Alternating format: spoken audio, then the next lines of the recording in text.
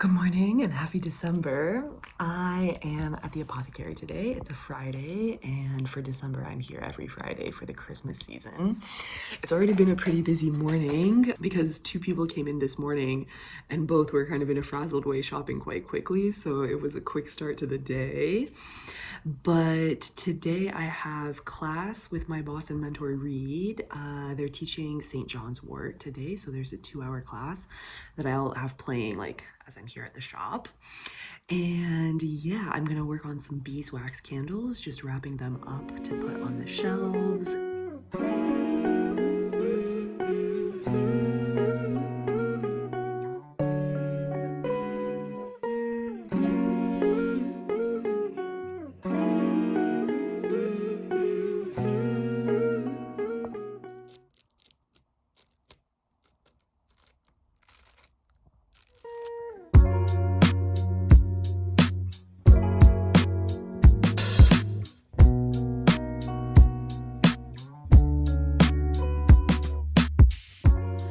St. John's wort class just finished, and these are the two St. John's forms, the forms of St. John that we've been given to work with this month. It's the infused oil and the flower essence. St. John's wort is a little different than the previous herbs that we've been studying because it's very interactive with pharmaceuticals.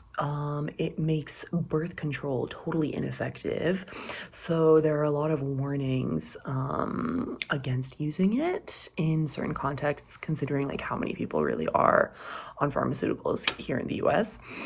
So yeah, I'm curious to see like how I get to know it, and I'm gonna keep my eyes open for it, especially throughout the year and during our trip to Armenia, because it is a very common plant in Armenia, and it's called Arev Kuirik, which means sister sun, sun sister in Armenian. So yeah, I'm excited to be just more aware of a plant that I actually have been surrounded by for years of my life, just without the attention, directed towards it.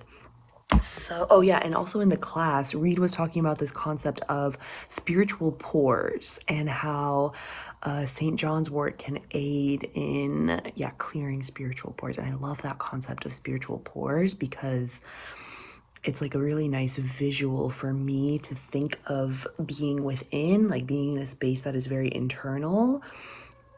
Oops. And sometimes feeling like you're closed off to the world, but whether you like it or not, our spiritual body is a porous one, and thus there is always some sort of feedback happening or some sort of information going in and out. So yeah, that's kind of nice to think about. I am getting hungry, but I don't want to get lunch yet. I think I'm going to check in on how good we're looking for the herbs, like the herb wall behind me, and then see if I need to ask Reed to bring anything in, and then I'll get lunch.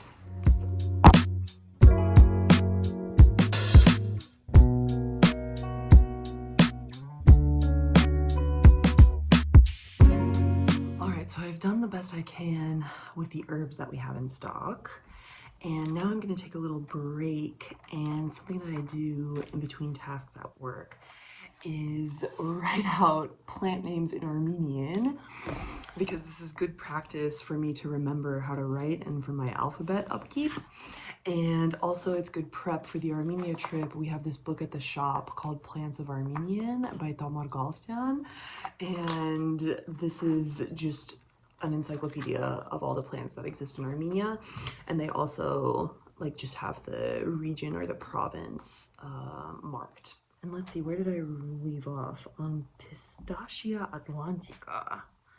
Pistakeni Hunkeni. Ooh, I bet that's not pronounced correctly.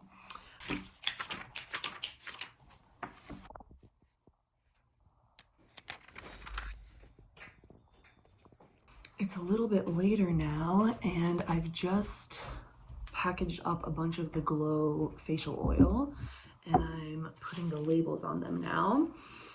And I'm about to go to the post office to send out some of the orders that we need to have mailed.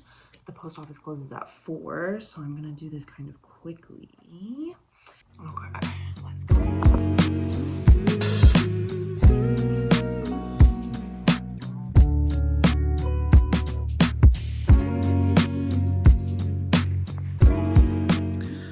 I'm back at the shop from the post office, and there's just under an hour left of this workday. I'm gonna finish up the labels for the Glow Facial Oil.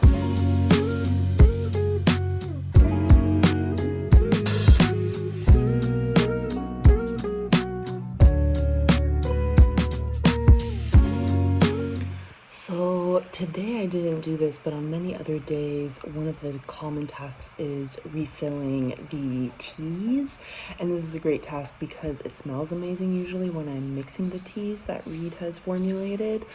And it smells amazing as I'm packaging it up. But today was not that day, which is totally fine.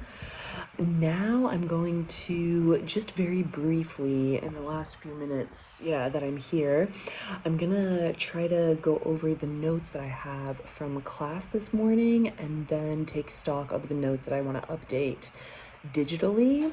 So my system is as follows. I keep track of all of my notes in Notion in this herbs section, and basically I just do a drop down menu for every herb. I try to add a photo for each one, and typically I will have notes on the medicinal use as well as the more energetic use and kind of witchier aspect of things.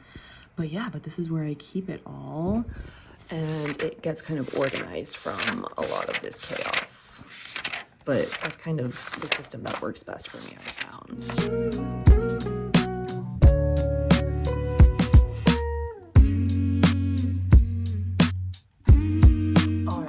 I kind of know what I'm doing with my notes, and now I'm just going to pull a couple of cards. We have a bunch of tarot decks for sale and then also just open at the shop, and I have been working with two decks specifically.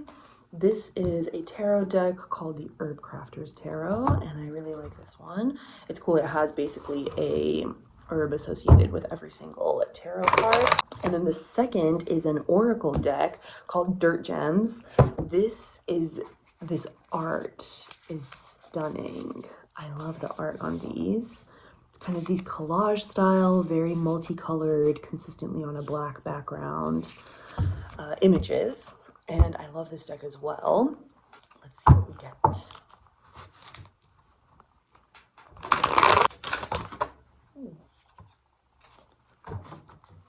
The World, 9 of Fire, Wild Cherry, and 10 of Fire, Comfrey.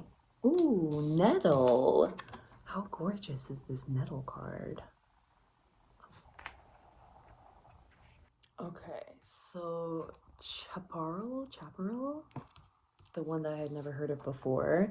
It is a desert plant, a cactus.